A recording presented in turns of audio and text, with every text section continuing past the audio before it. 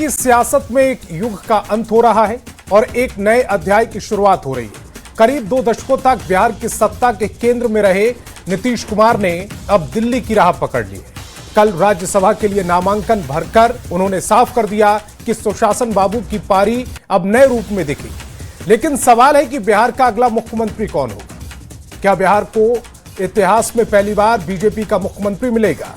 क्या सम्राट चौधरी, नित्यानंद राय, दिलीप जायसवाल या विजय सिन्हा में से किसी को बतौर मुख्यमंत्री ताजपोशी होगी या बीजेपी किसी और को मौका देगी? नई सरकार का स्वरूप कैसा होगा?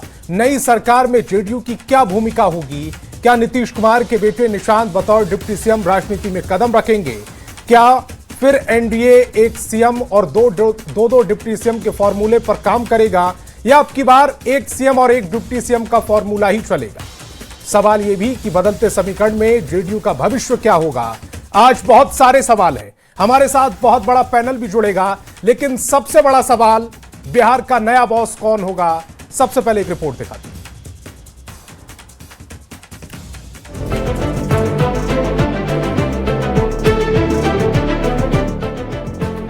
24 नवंबर 2005 यही वो तारीख है जिस दिन नीतीश कुमार बहुमत के साथ बिहार के मुख्यमंत्री बने। जीतन राम मांझी के छोटे से 9 महीने के कार्यकाल को छोड़ दें तो तब से लेकर अब तक बिहार के मुख्यमंत्री की कुर्सी पर नीतीश कुमार ही रहे। एक तरह से कहें तो बिहार के लोग मुख्यमंत्री की कुर्सी पर नीतीश कुमार को देखने के अभ्यस्त हो गए थे। लेकिन 5 फरवरी 2026 को बिहार की राजनीति ने नई करवट ली और राज्यसभा के लिए नीतीश कुमार के नामांकन के साथ ही साफ हो गया कि बिहार में नई सरकार बनेगी और सरकार की स्टीयरिंग भी किसी नए नेता के हाथ में होगी।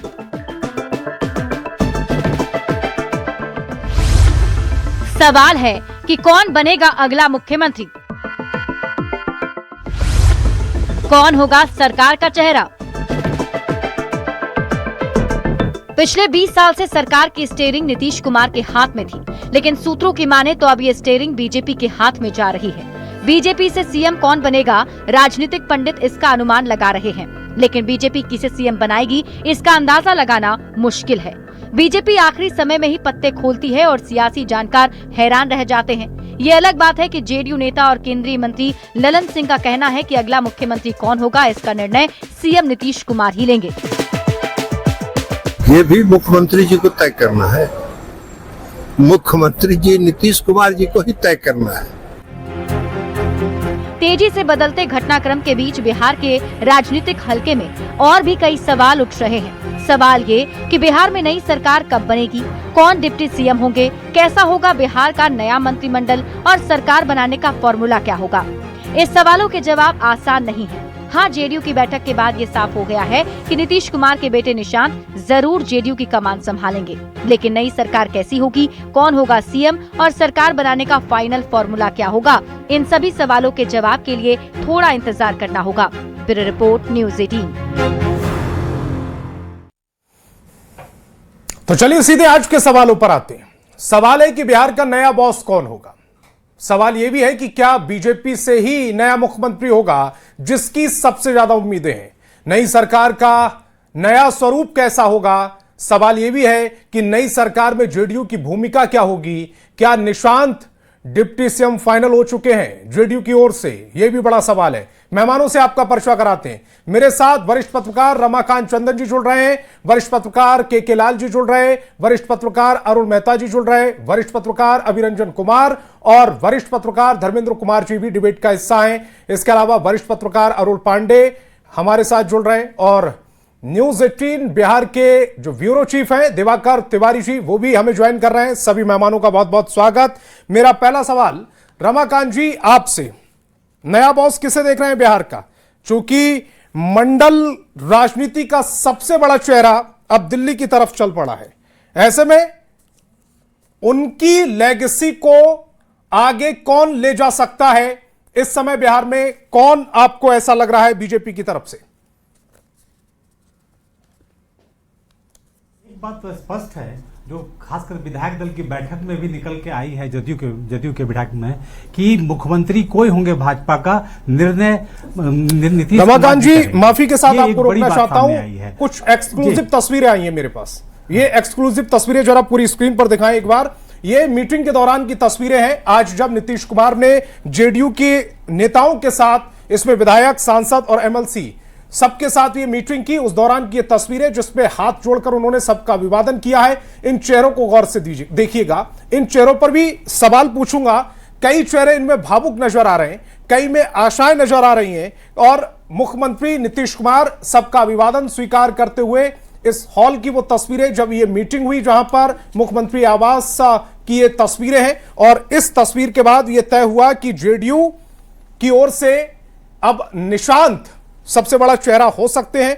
उनकी एंट्री, जेडीयू में एंट्री की जो खबर आई वो इस तस्वीर के बाद आई। ये खबर आई है कि रविवार को वो जेडीयू ज्वाइन कर सकते हैं, और सर्वसम्मति से उनके नेतृत्व को जेडीयू स्वीकार कर रही है। अब रमाकांत जी, मैं आपके पास आ रहा हूं, अब अपनी बात को कंप्लीट कीजिएगा।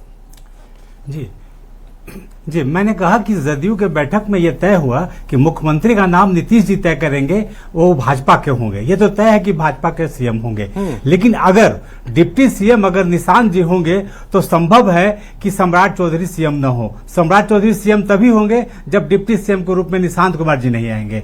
लेकिन सबसे बड़ी बात डिबेट का यह है कि हम लोग नामों पर चर्चा करते हैं, लेकिन अक्सर बीजेपी चौंकाते रही है। आप याद कीजिए, राजस्थान, मध्य प्रदेश, दिल्ली जितने चुनाव हुए हैं, जितने भी नाम आए हैं, उनसे इतर कोई नाम हमेशा सीएम का रहा है। तो अगर ये उसमें भाजपा की चलेगी तो निश्चित रूप से चलते हुए नाम से कोई अनूठा सा नाम आएगा, और वो नाम जो आएगा उसके आधार में या तो ईबीसी होगा या फिर दलित होगा। क्योंकि जितने भी देश में भाजपा शासित राज्य हैं, वहां एक भी मुख्यमंत्री दलित का नहीं है। आदिवासी हैं, ब्राह्मण हैं, राजपूत हैं, वैश्य हैं, यादव हैं, लेकिन दलित नहीं है। तो अगर बिहार की राजनीति ईबीसी की तरफ जाएगी, और सबसे बड़ी बात यह है कि अगर बिहार की राजनीति में सबसे अहम जदयू के भीतर विद्रोह का होगा, और वह नारा बनेगा कि नीतीश कुमार और लालू यादव जिंदाबाद, तब वैसे में लवकुश समीकरण का ही कोई मुख्यमंत्री बनेगा, क्योंकि वो बैलेंस करना है उस विद्रोह को जो जदयू के भीतर है, और उसके लिए सबसे सुटेबल। लेकिन आप कह रहे हैं कि सम्राट चौधरी नहीं होंगे। अगर सम्राट चौधरी कुछ की राजनीति को करते हैं और लव की राजनीति से निशांत आ रहे हैं जो डिप्टी सीएम होंगे, तो फिर लव कुश तो सद गए।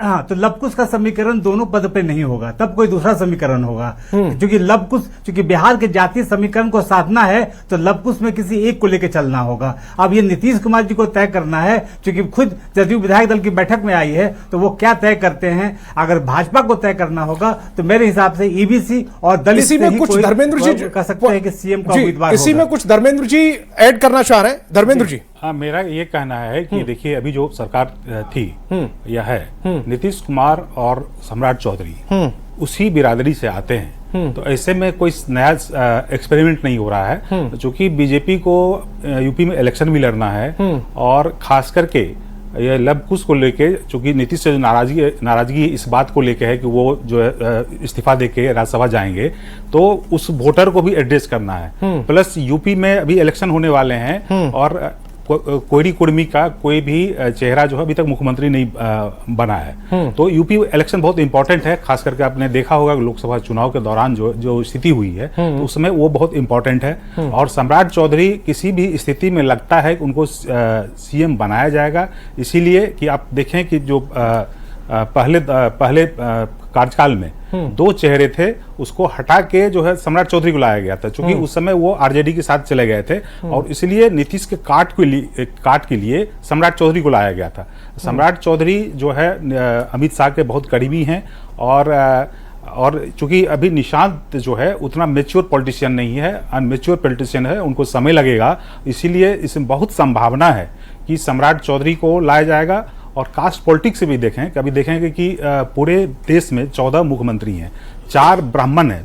क्योंकि जो हार्डकोर वोटर जो होता है बीजेपी को, तो उस पर खास ध्यान दिया जाता है, क्योंकि ब्राह्मण हार्डकोर वोटर है। उसके बाद आपको राजपूत 2 सीएम है, उसके बाद ओबीसी में जहां जहां उनके वोटर हैं उसको एड्रेस करने की कोशिश की जा रही है। तो इसको केवल बिहार को देखना नहीं है, इसको यूपी को भी देखना है, क्योंकि यूपी में अगले साल इलेक्शन है।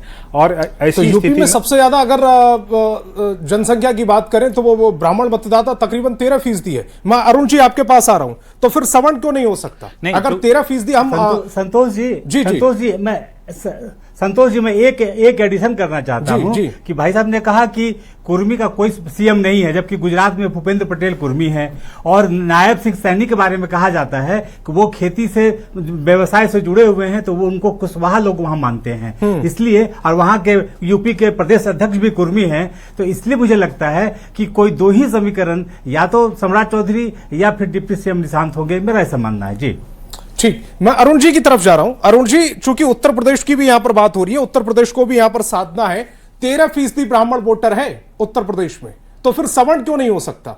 11% राजपूत हैं उत्तर प्रदेश में, उसके बाद 9% के तकरीबन यादव वोटर और 7.5% कुर्मी वोटर, यानी यादव और कुर्मियों से बहुत ज्यादा संख्या में ब्राह्मण और राजपूत, ये वोटर उत्तर प्रदेश का अगर समीकरण देखें, जातीय समीकरण, तो फिर सवर्ण क्यों नहीं हो सकता? अभिरंजन जी।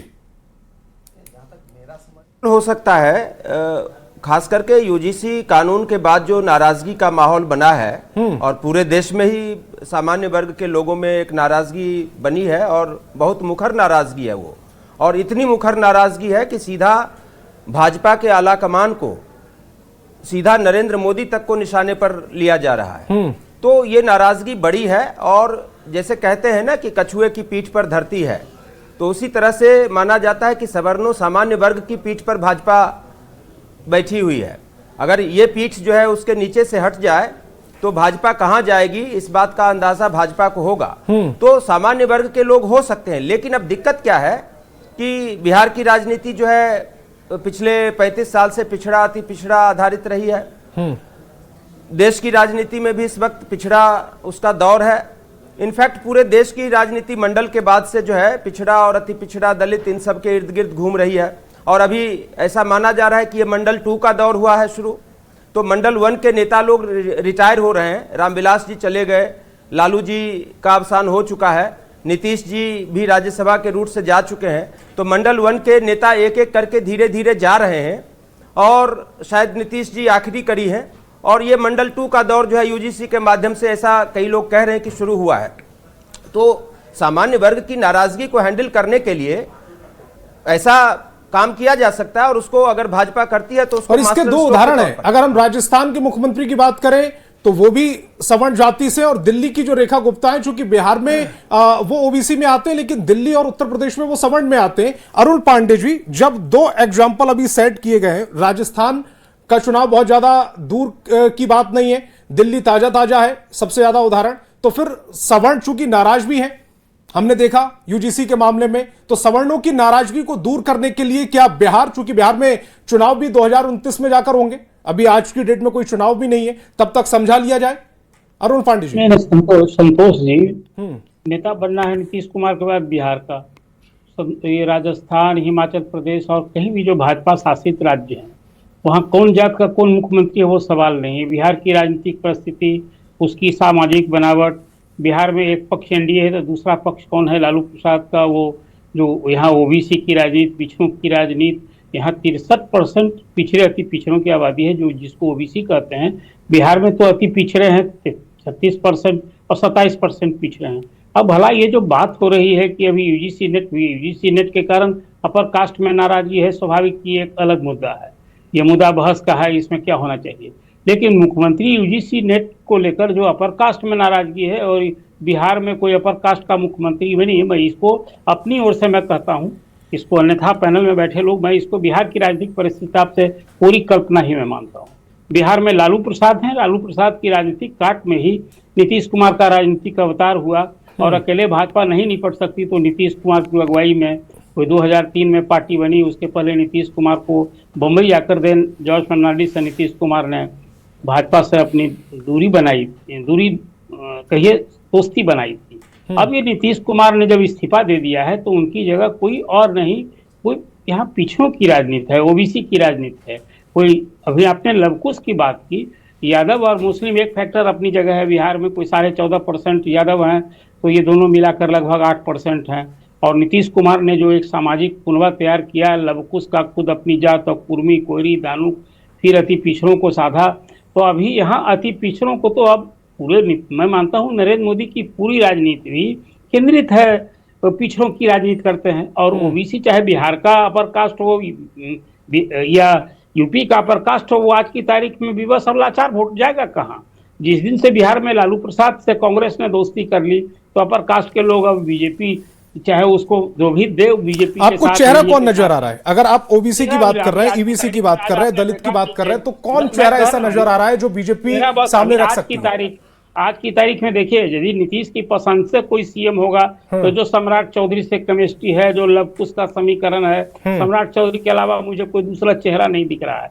अब रही बात की नरेंद्र मोदी और अमित शाह की, जो उदाहरण दिए जाते हैं बिहार में, मुझे लगता है कि वो शायद कोई जोखिम भाजपा का केंद्रीय नेतृत्व भी नहीं उठाएगा। रही बात जैसे अभी नित्यानंद राय की, आपने अपने प्रारंभिक में 4 नेताओं के नाम लिए। अब भला 20 साल से एनडीए जो है, एनडीए की पूरी राजनीति एंटी यादव है।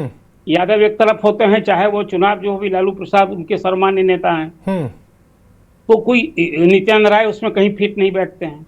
और अति पिछड़ी जात में भी अभी कई राज्यसभा के मेंबर, विधान परिषद में, सरकार में बीजेपी भी, या नीतीश कुमार ने तो इसी को साधा कि लालू प्रसाद की राजनीतिक काट के लिए अति पिछड़ों को उन्होंने तवज्जो दिया, विधानसभा, विधान परिषद, ये सब कुछ दिया। अभी देखिए 2 एमपी जो बनाए गए, भीम सिंह और एक और बीजेपी ने बनाया, तो वो राजनीति तो अति पिछड़ों को है। लेकिन कोई सीएम, जो आपने 4 सवाल लेकर आज चर्चा शुरू की है, अगला कोई सीएम बनेगा तो मेरी अपनी समझ है कि नीतीश कुमार, जो आज भी कहा कि भाई मेरी पसंद का बनेगा, यदि तो 85 विधायक की पसंद, तो मुझे लगता है लव कुश के ही बीच का कोई होगा।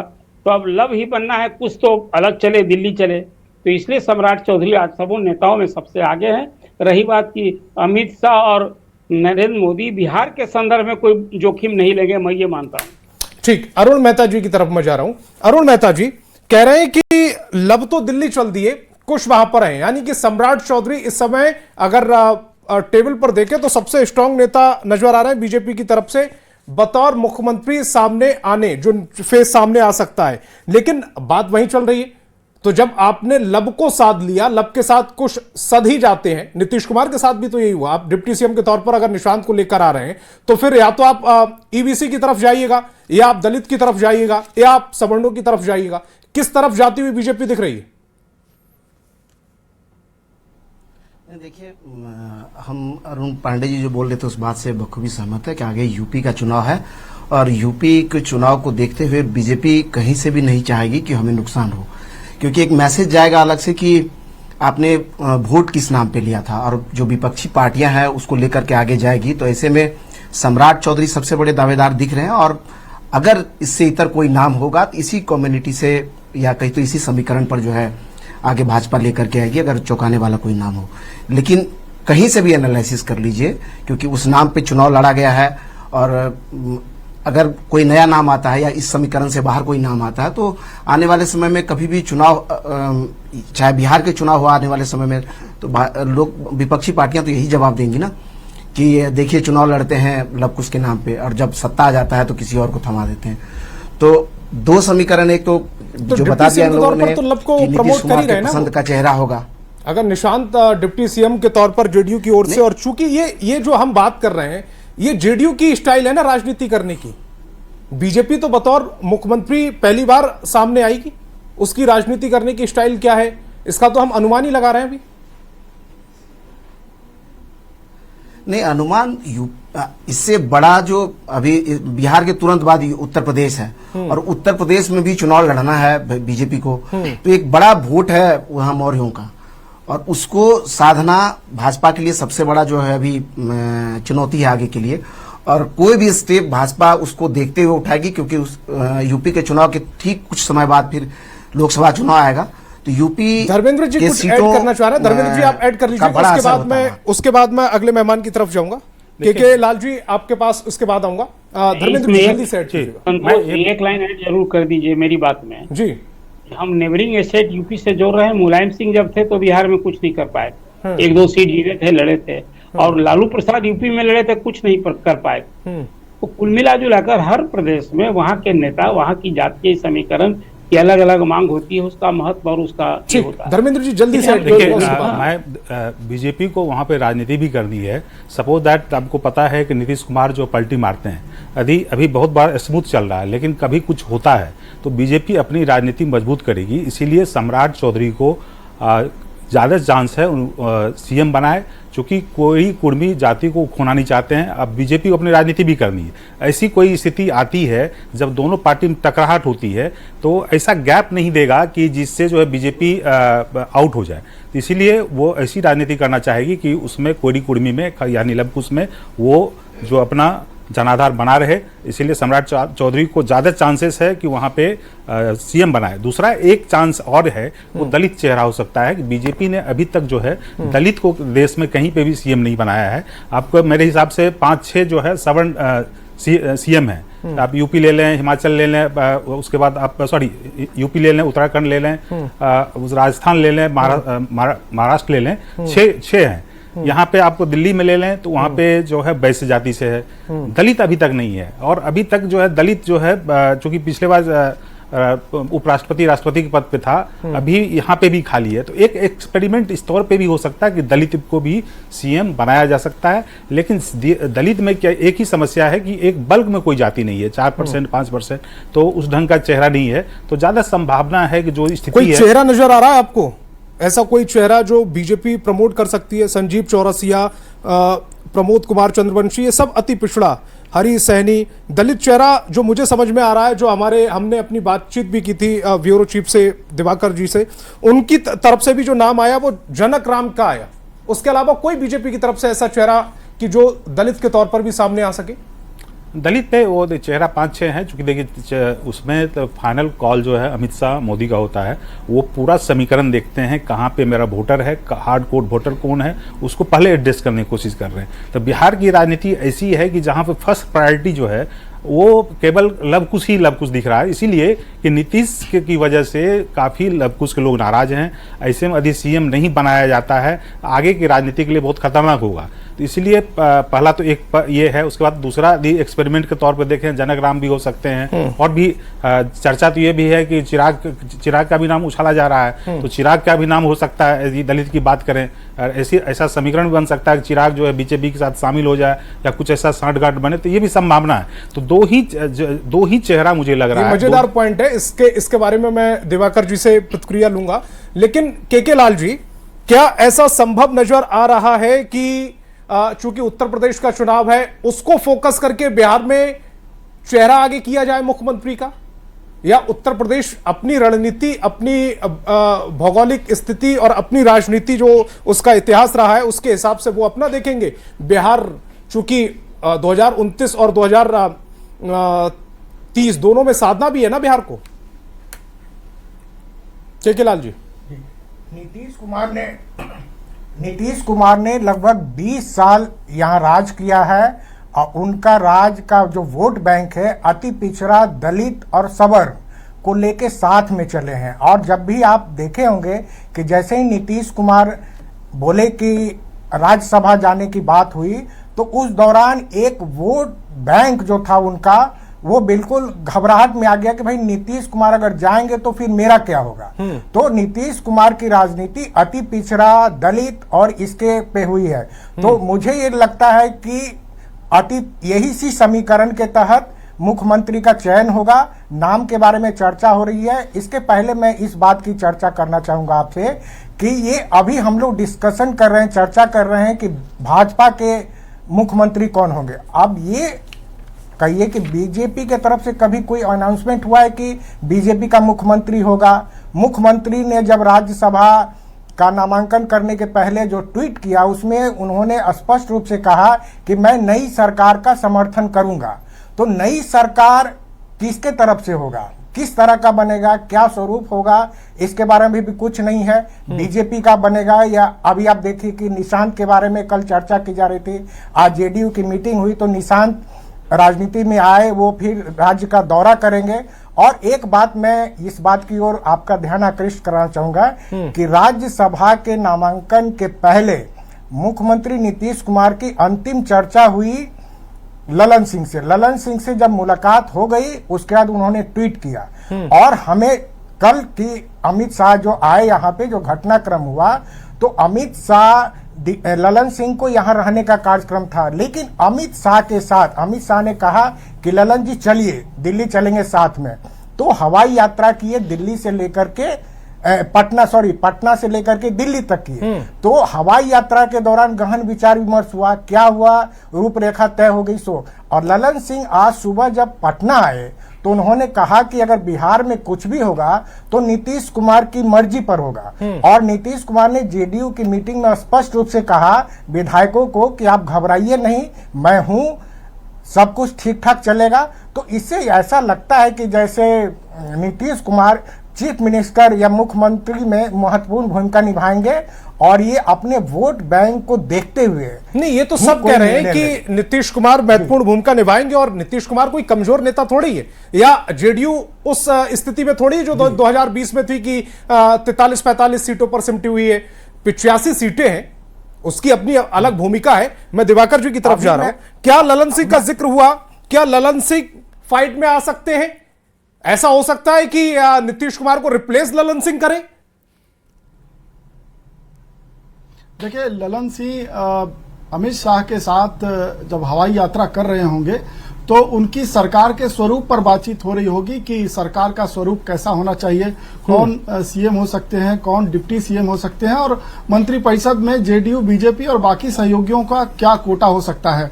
लेकिन अगर हम ललन सिंह को विकल्प के तौर पे देखें तो ये कहना थोड़ा जल्दीबाजी होगा।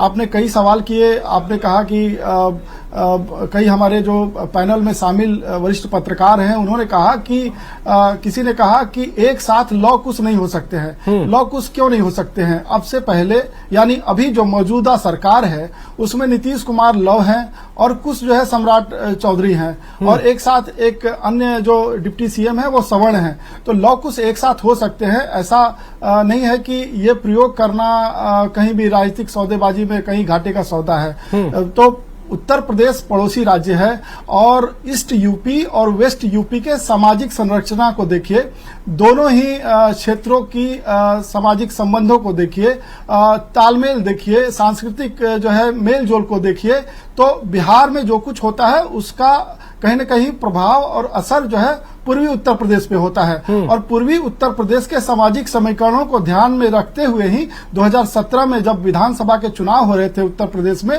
तो अमित शाह ने कई सारे घटक दल इसी क्षेत्र से जोड़े और सामाजिक समीकरणों का ध्यान रखा गया। और बिहार की जो कड़वी हकीकत है कि बिहार जातीय समीकरणों के साथ ही राजनीति में चलता है।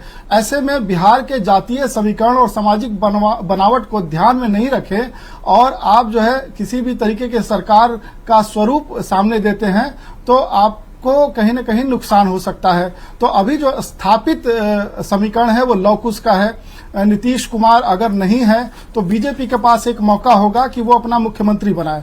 और अगर डिप्टी सीएम की बात करें तो स्वाभाविक तौर पे चूंकि सम्राट चौधरी डिप्टी सीएम है, उनका अच्छा तालमेल है और जेडीयू बीजेपी के साथ अन्य सहयोगियों को भी साथ में रखकर पूरे तालमेल के साथ सरकार चला रहे हैं। तो पहला ऑप्शन तो जो है सम्राट चौधरी है। लेकिन बीजेपी जो चौंकाने वाले फैसले लेती है 2014 के बाद, आप देखिए कि जितने भी राज्य हैं, चाहे उत्तराखंड से गुजरात की बात करें, उत्तराखंड से लेकर गुजरात की बात करें, या आप जो है उत्तर प्रदेश से लेकर आप जो है नॉर्थ ईस्ट के राज्यों की बात करें, जितने भी मुख्यमंत्री बने हैं वो सारे अप्रत्याशित जो है चेहरे रहे हैं, सारे अप्रत्याशित फैसले रहे हैं। केवल 3-4 मुख्यमंत्री हैं जो कंटिन्यू किए 2014 के बाद। उसमें वसुंधरा राजे रहीं, रमन सिंह रहे, शिवराज सिंह चौहान रहे और वीएस येदियुरप्पा रहे। बाकी जितने भी आप मुख्यमंत्री के चेहरे देंगे वो चौंकाने वाले बीजेपी के फैसले रहे। तो अगर सम्राट चौधरी नेचुरली मुख्यमंत्री के कैंडिडेट नहीं है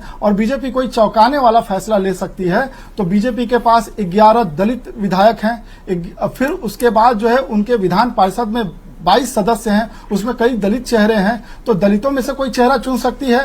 साथ ही अगर देखिए कि बिहार में पिछड़ों और अति पिछड़ों की राजनीति काफी प्रभावी तरीके से आगे बढ़ रही है, तो ऐसे में कोई प्रयोग नहीं हो सकता है। 90 के बाद आप लगातार देखिए कि पिछड़ों की ही राजनीति प्रभावी रही। केवल एकमात्र मुख्यमंत्री जीतन राम मांझी हैं जो दलित हुए, वो 8-9 महीने तक, वो भी नीतीश कुमार के कृपा पात्र रहे।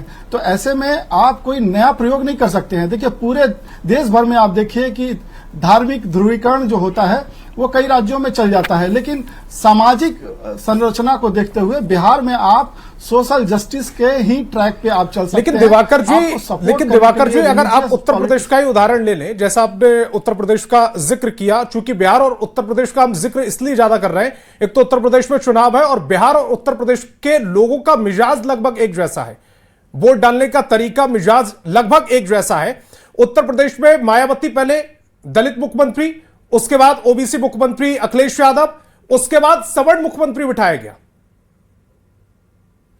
योगी आदित्यनाथ। देखिए मंदिर आंदोलन का प्रभाव है उत्तर प्रदेश पर मंदिर आंदोलन का प्रभाव है, इसीलिए आप पश्चिमी उत्तर प्रदेश में आप देखिए राजनीति की अलग धारा बहती है।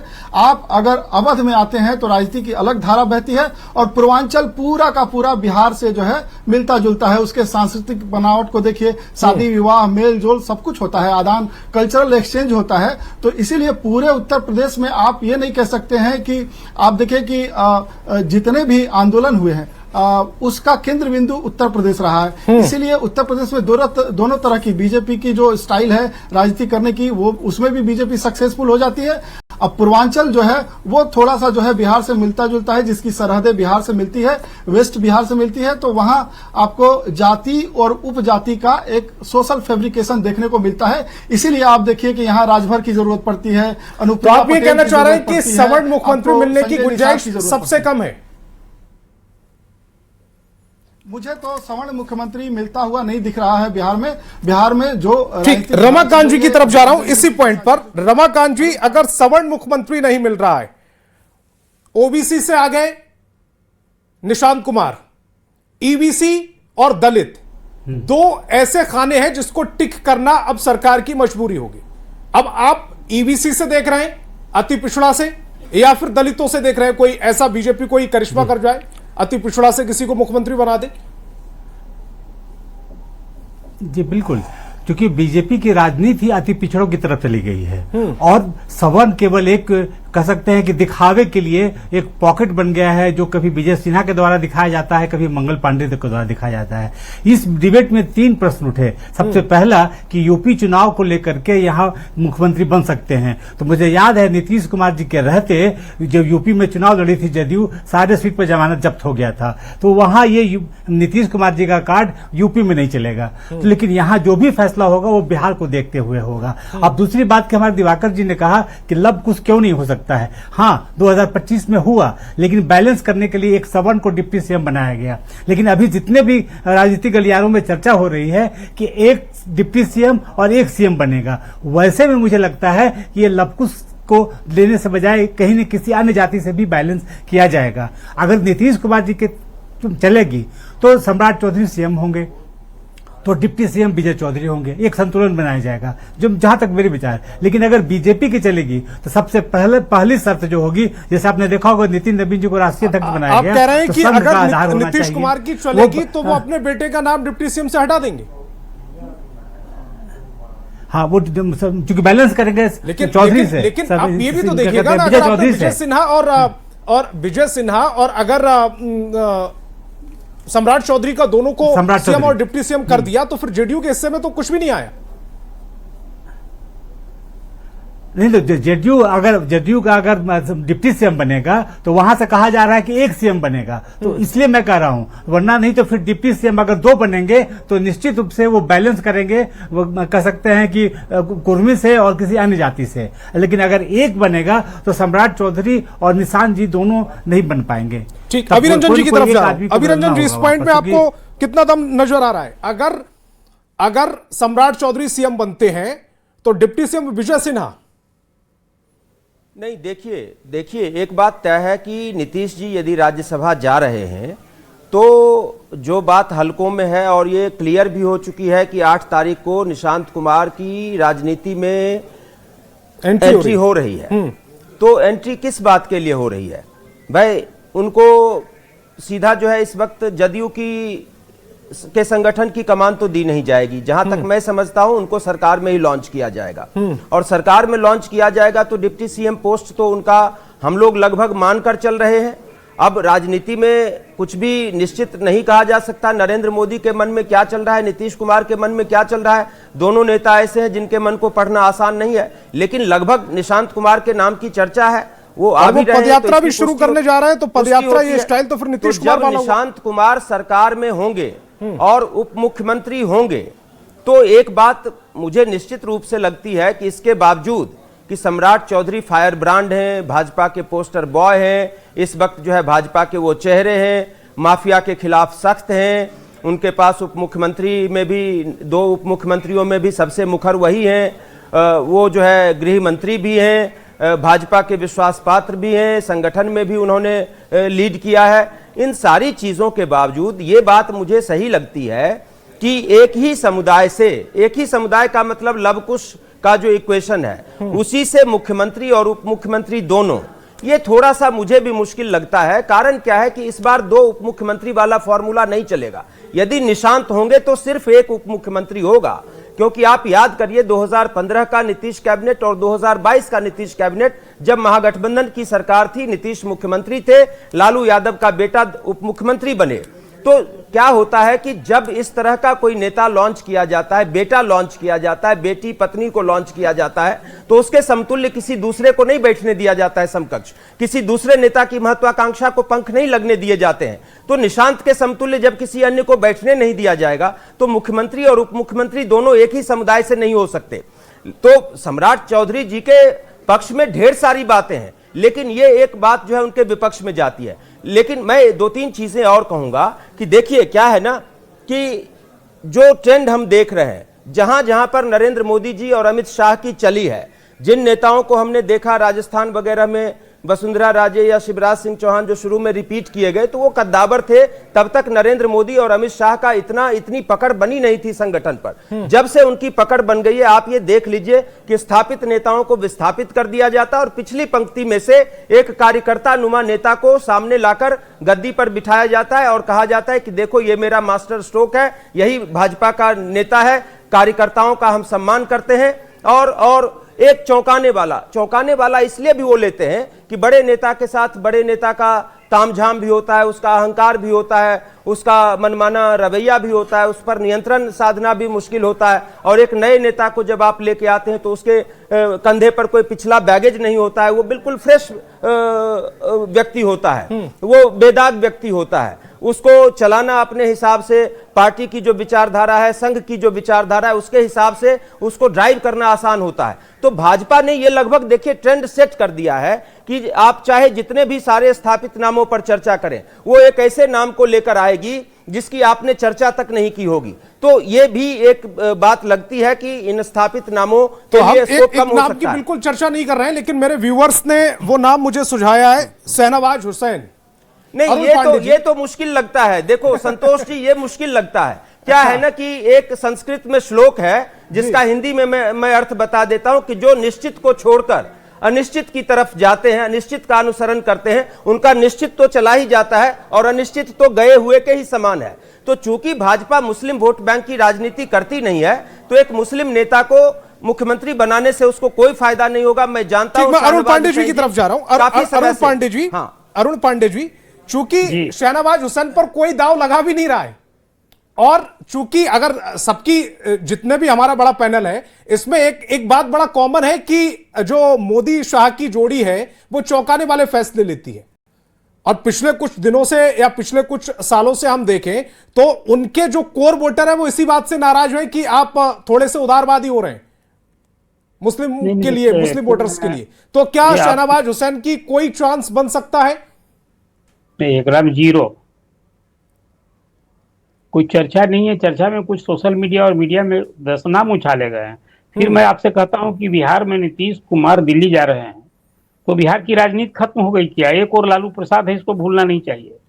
और लालू प्रसाद सत्ता में रहे न रहे, जब से वो मुख्यमंत्री बने विपक्ष में आज भी राजनीति की एक धुरी लालू प्रसाद ही। लड़ना है एनडीए को, बीजेपी को, नीतीश कुमार की अगुवाई कहिए, उनके राजनीतिक प्रभाव का कहिए, जो एक 20 साल में नीतीश कुमार ने एक सामाजिक जनाधार किया। लड़ना है लालू प्रसाद से। भले इस चुनाव में 25 सीट मिली है, लेकिन वोट कितने मिले हैं भी ध्यान रखना होगा। 30% से अधिक वोट को 1 करोड़ 90 लाख वोट मिले हैं। तो लड़ना है लालू प्रसाद से, तो ये कोई अपर कास्ट को बैठा देगी, कोई दलित को बैठा देगी, कोई अति पिछड़ा को बैठा देगी। मुझे ये सब कुछ हम लोगों का जो मीडिया में लोग हैं नाम उछाले और चर्चा होगी। लेकिन फिर मैं आपसे कहता हूँ, लड़ना है यदि लालू प्रसाद की, लड़ना नहीं लड़ना ही है। लालू प्रसाद एक तरफ है तो यहाँ आज की तारीख में जो लवकुश समीकरण, और फिर लव कुश की बात, एक समुदाय नहीं दो जातियां हैं, जिसको लालू प्रसाद नीतीश कुमार ने इसको एक सामाजिक संगठन के रूप में, इसमें तो और भी एक धालुक जाति को जोड़ा जाता था, और एक तरफ यादव है तो दूसरी तरफ ये 3 जातियों को आप जोड़े, इसमें एक धानुक भी है। तो ये कुर्मी, कोरी और धानुक एक सिमिलर, कहीं ना कहीं एक बिहार में एक सामाजिक राजनीतिक कुनबा बना हुआ है। तो अब जो बात हो रही थी कि दो कोई नहीं हो सकता है लव कुश का, आज भी लव कुश के 2 हैं, एक लव है एक कुश है। फिर फर्क इतना ही है कि जो अभी लव हैं वो हो जाएंगे मुख्यमंत्री, तो कुश वाला जो है जिसको आज नीतीश कुमार ने, आखिर कोई पावर केक नहीं मिलेगा। आज जो आप देख रहे हैं कि नीतीश कुमार को दिल्ली जाने की इस कदम से ही जदयू में जो कोहराम है जो देखने को मिला, भले नीतीश कुमार ने पूरे 2003 में पार्टी बनाई, या कोई दूसरा कोई उनकी पीढ़ी का नेता नहीं है, जिसको चाहे बनाए जिसको चाहे हटाए, पूरी उनकी यात्रा जदयू की यही रही है। तो लवकुश तो आज है भी, और यदि निशांत को वो लॉन्च करना है और लॉन्च करा के उनको पावर नहीं देंगे तो फिर लवकुश इंटैक्ट कहाँ रहेगा। इसलिए कुल मिलाजुलाकर मेरी समझ है कि लव भी होगा, कुछ भी होगा। और अपर कास्ट के लिए देखिए 2 डिप्टी सीएम नहीं होगा, किसने कहा? नीतीश कुमार ने कहा है क्या? ये हमारा आपका आकलन है। मैं मानता हूं कि इसी तरह से लव कुश भी होगा, 2 डिप्टी सीएम होंगे इस बार, 2 जदयू का डिप्टी सीएम होगा, एक यदि निशांत होते हैं तो दूसरा जदयू का विजय कुमार चौधरी होंगे। ये अपनी मेरी समझ है जो इसी आधार पर चल रहा। अब एक बात जो अभी आ रही थी कि इसमें स्पीकर कौन होगा, स्पीकर जदयू का होगा, मुझे लगता है स्पीकर पर कोई विवाद नहीं। अति पिछड़ा समाज से और बहुत कई बार जीतने वाले प्रेम कुमार हैं जो गया जी से विधायक हैं। अब रही बात परिषद में सभापति हैं अवधेश नारायण सिंह जो राजपूत से आती हैं, वर्चुअली वो नीतीश कुमार की पसंद से वो चुनाव भी जीते, नीतीश कुमार के आशीर्वाद से आज सभापति भी बने, तो नीतीश कुमार की सहमति नहीं, ये उन्हीं का चयन है। ठीक, धर्मेंद्र जी कुछ ऐड करना चाह रहे हैं? धर्मेंद्र जी के तरफ जा रहा हूं, उसके बाद अगले मेहमान की तरफ जाऊंगा, अरुण मेहता जी की तरफ। जी, मेरा ये कहना है पूरी कवायद जो हुई है, नीतीश कुमार दिल्ली जो आ रहे हैं तो पूरी स्क्रिप्ट तैयार है। फर्स्ट तो दूल्हा जो इसमें निशांत ही है, निशांत का फर्स्ट प्रायोरिटी है कि वो डिप्टी सीएम बनेंगे, उसमें कोई दुराई नहीं है। अब सम्राट चौधरी बनते नहीं बनते ये हम लोग आकलन कर रहे हैं, और एक ये देखना चाहते हैं कि बीजेपी आगे जो है यदि सपोज दैट के नीतीश कुछ करते हैं तो उसमें अपनी टीम को मजबूत करके चलना चाहेगी बीजेपी। तो इस स्थिति में सबसे ऐसा चेहरा है जिसको सम्राट चौधरी को लाया गया है, और वो चूंकि सेंध लगाने के लिए लाया था, बेसिकली नीतीश कुमार को पे नकेल कसने के लिए लाया गया था कि नीतीश कुमार बार बार भागते हैं, पलटी मारते हैं, इसीलिए जो है कुशवाहा में इसको सम्राट चौधरी को लाया जाए। तो इस राजनीति को शायद खत्म नहीं करे, लेकिन ऐसा नहीं है, चूंकि जैसे हम लोग लगातार बोलते रहे हैं, इसमें अमित शाह और जो है मोदी तय करते हैं किसको बनना है नहीं बनना है। लेकिन आश्चर्यजनक की बात हम लोग लगातार कर रहे हैं कि बीजेपी जो है सरप्राइज कार्ड खेलती है। ऐसा भी है कि कहीं कहीं सरप्राइज कार्ड नहीं भी खेलती है। जैसे महाराष्ट्र आप ले लें, फडणवीस पहले भी थे, उसको लाया गया, योगी दूसरी बार हैं, उसके बाद पुष्कर सिंह धामी भी दूसरी बार हैं। तो ऐसा नहीं है, जहां पे लगता है कि पोटेंशियल लेकर आए थे तो सरप्राइज का कार्ड खेला गया था ना तब। कहां पे? फडणवीस के लिए नहीं, फडणवीस अभी जो आए हैं इसके पहले ये तो दूसरा टर्म है ना। फर्स्ट टर्म में तो सरप्राइज थे, पुष्कर सिंह धामी का नाम किसी ने वही बोल रहे भी नहीं किया था, उसको चेंज नहीं किया गया। एक बार वो उनके चेहरे पर चूंकि चुनाव लड़े। एक सेकंड, फडणवीस पहली बार सीएम बने, दूसरी बार उनको डिप्टी सीएम बनाया गया, तीसरी बार वो जो है सीएम बने, फिर तो उनको कंटिन्यू किया गया चूंकि उनके। दिवाकर जी कुछ ऐड करना चाह रहे हैं? दिवाकर जी। जी बिल्कुल, मैं अरुण जी के उस बात से सहमत हूं जो उन्होंने कहा कि नीतीश कुमार के सामने लालू प्रसाद है। और आप देखिए कि नीतीश कुमार के खिलाफ जब जातीय गोलबंदी लालू प्रसाद के खिलाफ जब नीतीश कुमार ने जातीय गोलबंदी शुरू की और उन्होंने एक सामाजिक जनाधार तैयार करना शुरू किया, तो उन्होंने सबसे पहले लव कुश को साधा। और लव कुश को इसलिए साधा कि जो 14% आपको जातीय जनगणना में दिखता है यादव समाज का वोट बैंक, उसके खिलाफ नीतीश कुमार ने जो 3% करीब कुर्मी है उनको लाया, साथ ही उन्होंने कुशवाहा के कई लीडर, कोयरी के कई लीडर को लाया। उन्होंने शकुनी चौधरी जी को भागलपुर मुंगेर के क्षेत्र से जोड़ा। उन्होंने तुलसी मेहता के परिवार को वज्जिका क्षेत्र से जुड़ा। फिर उसके बाद शाहबाद क्षेत्र में उन्होंने भगवान सिंह कुशवाहा और महाबली सिंह कुशवाहा को जोड़ा। तो उन्होंने एक चंक तैयार किया कि लालू प्रसाद से मुकाबला किया जाए। उसके बाद उन्होंने अति पिछड़े का प्रयोग किया और फिर उन्होंने दलित से महादलित का एक वोट बैंक तैयार किया और लालू प्रसाद को धीरे धीरे एक जो है खास जाति पर समेटकर उन्होंने रख दिया। तो ऐसे में नीतीश कुमार का जो कोर जनाधार है वो यही लौकुश है और लालू प्रसाद के मुकाबले वो खड़े हुए। तो उसके बाद उन्होंने बाकी जातीय समीकरणों को धीरे धीरे जोड़ते गए। उसमें जिस तरीके से उन्होंने कहा कि कुर्मी है, धानुक है, कुशवाहा है और दांगी है, ये पूरे मिला के कम से कम 10 से 11% हो जाते हैं, 12% हो जाते हैं। और वो लालू प्रसाद के खिलाफ पहली लड़ाई जो शुरू हुई थी, नीतीश कुमार ने इसी सामाजिक आधार को तैयार किया था। तो मैं ठीक, लेकिन दिवाकर जी थोड़ा सा समय मेरे पास कम है, 2 मेहमान अभी बचे हुए हैं। मैं अरुण जी की तरफ जा रहा हूं। अरुण मेहता जी, चूंकि बात लगातार सारी जातीय समीकरण की हमने बात कर ली, लेकिन नीतीश कुमार का जो कोर वोटर है वो महिलाएं हैं। महिलाओं की बात ही नहीं हुई। क्या महिला मुख्यमंत्री नहीं हो सकती? हो सकती है, लेकिन जातीय समीकरण यही होगा। लेकिन इस समीकरण में यह साफ ही हो गया है, जदयू ने कह दिया है कि जो भी मुख्यमंत्री बनेंगे वो नीतीश कुमार के पसंद का आदमी होगा। दूसरी तरफ जदयू ने यह भी कहा है कि निशांत कुमार की ग्रांड एंट्री होगी, रेड कारपेट बिछा होगा। तो ग्रांड एंट्री का मतलब है कि उसको डिप्टी सीएम बनाया जाएगा जिस हिसाब से कद है उसका। तो डिप्टी सीएम एक तो तय ही है कि निशांत कुमार होंगे। दूसरे तरफ मुख्यमंत्री भी नीतीश कुमार के पसंद का होगा, क्योंकि नीतीश के कद को भी आप कम नहीं आंक सकते। और जब तय हुआ है कि उन्हें भेजना है राज्यसभा, तो ऐसे में मुख्यमंत्री का चेहरा कौन होगा वो उनके अकॉर्डिंग होगा, ये पार्टी लगातार कहती आ रही है। तो ऐसे में दोनों समीकरण के हिसाब से अगर देखें तो कहीं से भी अलग नहीं कर सकते कि लव कुछ नहीं हो सकता। हो सकता है भले ही चेहरा बदल जाए, लेकिन चेहरा बदलता हुआ भी नहीं दिख रहा, क्योंकि मुख्यमंत्री का जो पद है वो ऐसा हो जो राज्य को चला भी सके, नीतीश कुमार के लेगेसी को आगे भी ले जाए और राज्य के एडमिनिस्ट्रेशन को भी संभाल सके। इसमें कहीं से भी हमको नहीं लगता कि सम्राट चौधरी का नाम इसमें से हट सकता है, ऐसा मुझे कहीं से भी नहीं लग रहा है। तीसरा जो पैनल ने भी कहा है कि हो सकता है कि 2 डिप्टी सीएम हो जाए, इसको भी नकार नहीं सकते। अगर जातीय समीकरण को साधना हो तो जो फार्मूला अभी है कि 1 सीएम जेडीयू से और 2 डिप्टी सीएम बीजेपी से हो रहा है, ठीक है, इसी फार्मूला पर आगे भी हो सकता है कि 1 बीजेपी का सीएम होगा और जेडीयू से 2 डिप्टी सीएम हो जाए। ठीक, ये हो सकता है ऐसा, जब परिस्थितियों को बैलेंस करने की लेकिन बात हो। भविष्य में लेकिन ये तय है अगर हम पीछे की बात करें, पूर्व की बात करें, तो वहां एक जो डिप्टी सीएम रही थी वो एक महिला भी रही थी। तो क्या के लाल जी, जब डिप्टी सीएम महिला हो सकती हैं बिहार में, तो फिर सीएम क्यों नहीं हो सकती? हमने दिल्ली में भी देखा, बीजेपी रेखा गुप्ता जी की तरफ गई थी। नहीं, ये कह सकते हैं, चर्चा का विषय हो सकता है कि महिला मुख्यमंत्री क्यों नहीं हो सकती है, लेकिन यहाँ फिर जातीय समीकरण वाला वोट बैंक के हिसाब से सारा कुछ समीकरण, वो डिबेट ही खत्म हो जाती है। हाँ, जातीय समीकरण वाला खत्म हो जाती है। लेकिन एक बात गौर करना होगा कि हम लोग ये क्यों मान के चल रहे हैं कि ये निशांत जो है डिप्टी चीफ मिनिस्टर ही होंगे और बीजेपी के लोग चीफ मिनिस्टर होंगे। बीजेपी की तरफ से अभी कोई अधिकृत बयान नहीं आया है, लेकिन जेडीयू की तरफ से जो संकेत मिल रहे हैं लगातार, वो इसी बात के मिल रहे हैं।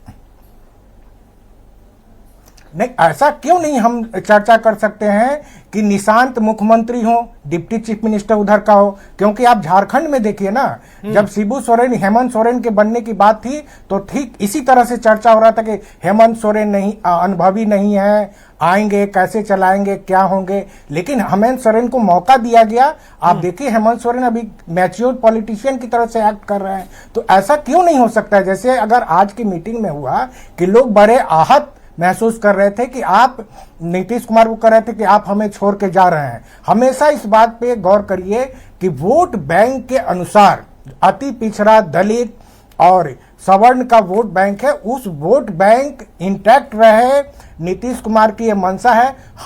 मुझे तो लगता है कि ऐसा न हो कि निशांत को ही चीफ मिनिस्टर बना दिया जाए। निशांत को चीफ मिनिस्टर बना दिया जाए तो क्या हर्ज होगा? अब बीजेपी के डिप्टी चीफ मिनिस्टर कहीं तो 20 सेकंड है नहीं। क्लोजिंग स्टेटमेंट, चूंकि आप झारखंड की राजनीति को बहुत करीब से जानते हैं, क्लोजिंग स्टेटमेंट प्लीज।